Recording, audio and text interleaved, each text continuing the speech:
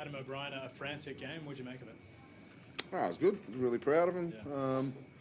Worked really hard for the result.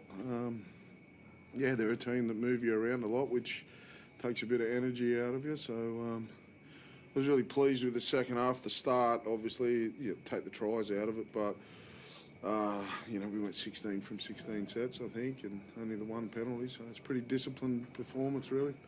This team was averaging 3 tries per game. You scored 6 tries last week and 7 today.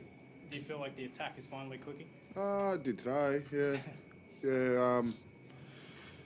You're probably asking the wrong guy. I'm more focused on our defence. These guys, they're the ones that make the attack stuff happen with Greeny. I just think our mindset towards kicking to set our defence up and being really happy with the long game mentality is starting to pay us back.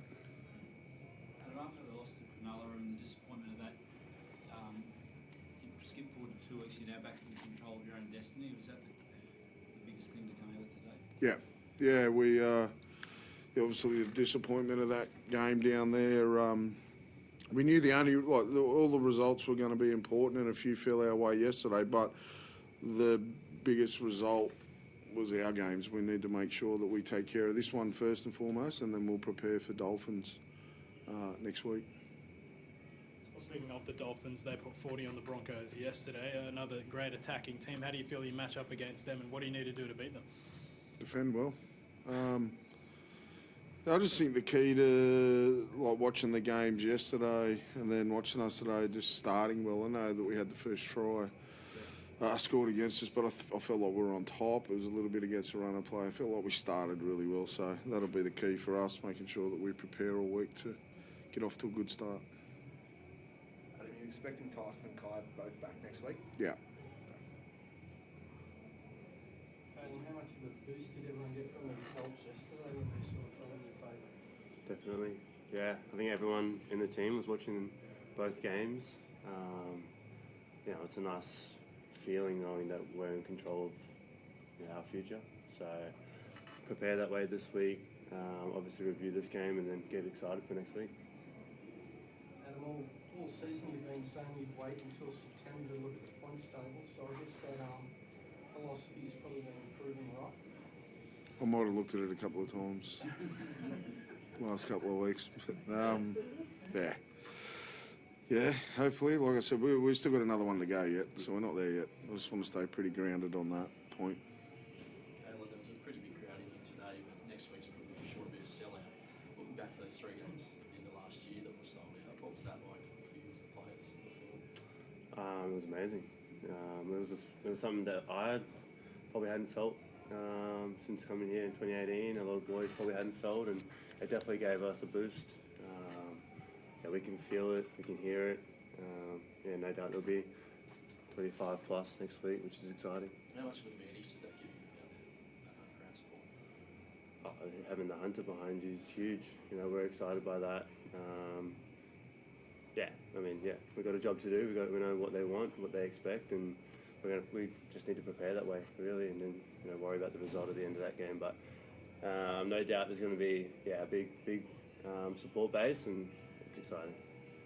Callan, do you anticipate this week will feel like the build-up to a home final? It's not a home final next week, but it's almost like a sudden death game a week early, and what you guys went through last year, is it starting to feel like it could be the same sort of build-up this week? I don't know. It's pretty important. We know that. We knew that this game today was pretty important. I've got no idea, to be honest. I know that all we can do is review today, get the lessons that we need to out of it, and then prepare to take on the Dolphins. And I'm sort of calling for the Hunter to get around us, for them to turn up next week on Sunday and give us that support. It is kind of do or die for us, so obviously we have to win. So it kind of does feel that way. What about your own game, Callan? I'm surprised to hear you only actually scored 1 try this year before today. Do you feel like you've sort of been building up to a performance like this? A good performance isn't based on how many tries you score, but the boys definitely had let me know throughout the week that I was on a dry spell. Tyson Frizzell mostly, but I just wanted to be in the game. I wanted to get in the game early and then just be in it. I felt like I did that today, and I guess off the back of that, you get lucky every now and then. And Brendan Best seemed like he didn't miss a beat. Yeah, he works so hard. He's so professional for a young bloke. So to come back ahead of time and then to have the medical crew tick him off early in the week, give everyone a real boost. So yeah, I think both him, the physios, the medic, they've worked ever since it happened. They've just gone right.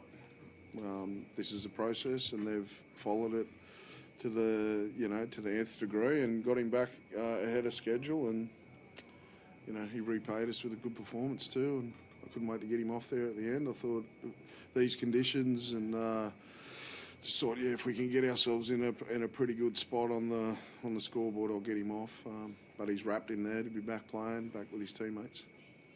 And Jacob Safidi, I noticed he's got a moon boot on. Is he aggravated that, or is No, I think that's just a precaution. You're on it all day. He's got commitments, commercial commitments that he needs to do. So he's on that leg a lot on game day. So that's just a precaution. is he a chance for next week, or No. the week after maybe? Yeah, hopefully. Fletcher Sharp, 3 tries, and not just that. There was a period in the second half he made 2 or 3 tackles back to back in scramble. Is that Yeah. sort of a sign of his maturity as a player? Yep. Yeah, he's got to take all the credit for that too, Fletch. Like, that's who he is. He competes. He just pops up. He's just one of those guys that, doesn't pop up. There's no luck in that. He puts himself there. He does the work and puts himself in positions to make a difference, whether it's with the ball or without. So all those little things that you see, that try, looks like there's a little bit of luck to it, but it's not. He's just continually puts himself in that space, and that's not something I've given him. He's just got that in him. Having a player like Gagai inside him too, is that sort of level of experience of all the games Gags has played, is he Yeah. helping Fletcher's development on that? Yeah, definitely. I think, being with Gags on that edge certainly would help. It would make you feel comfortable. Gags talks really well. He understands the game, and he's probably, like, Gags' season's been really underrated. If he's not been our best each week, he's our most consistent performer, Gags. So Fletch being alongside him and he's continually playing well inside him, that only helps. Thanks, folks. Thanks, guys.